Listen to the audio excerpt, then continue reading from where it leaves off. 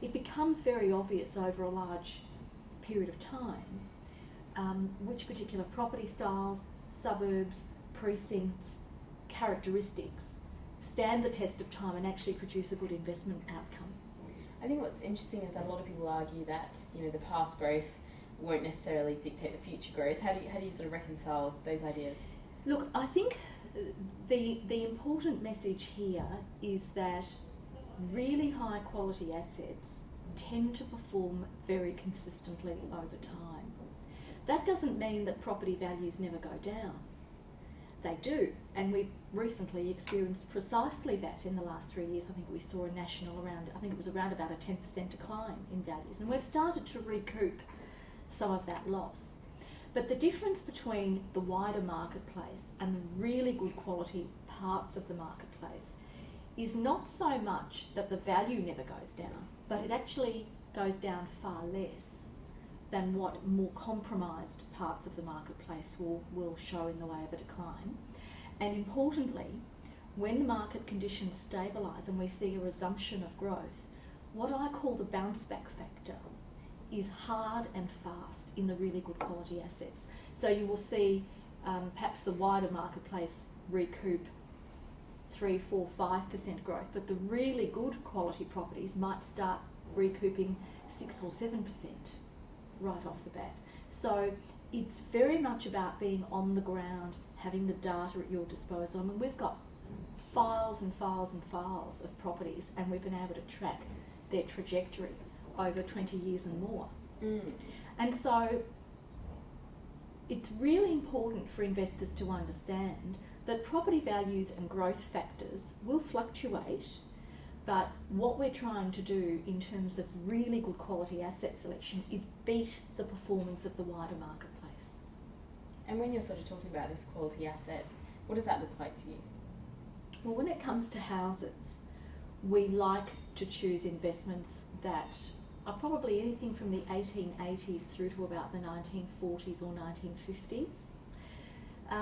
And the keynote here is that the asset has to have what we call scarcity value. In other words, there must be much more demand for that particular style of asset in that particular location than there ever will be supply to satisfy that demand.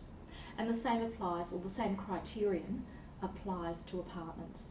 So with apartments, you want something, anything from, say, the 1930s through to about the 1970s. And so those are the assets that really confer and satisfy that criterion of scarcity value. I must say, and I'm well and truly on the record here, that off-the-plan investments just don't work.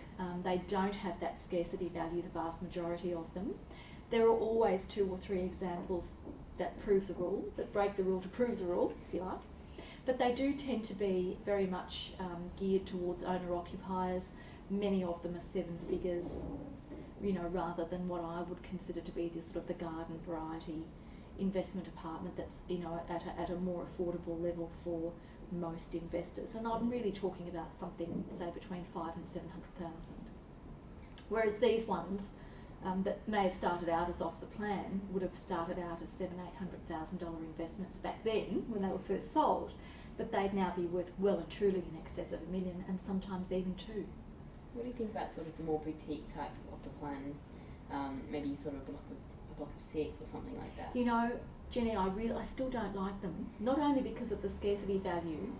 The location might have scarcity value if it's not a main road, but I tend to stay right away from main roads when choosing investments for clients. Noise, pollution, all of those things. But also from an architectural point of view.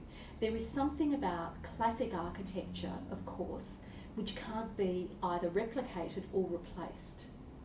Whereas, you know, with even boutique off-the-plan apartments, they're somehow not architecturally scarce enough for them to still look good 20 years down the track. They tend to look architecturally obsolete and tired very quickly.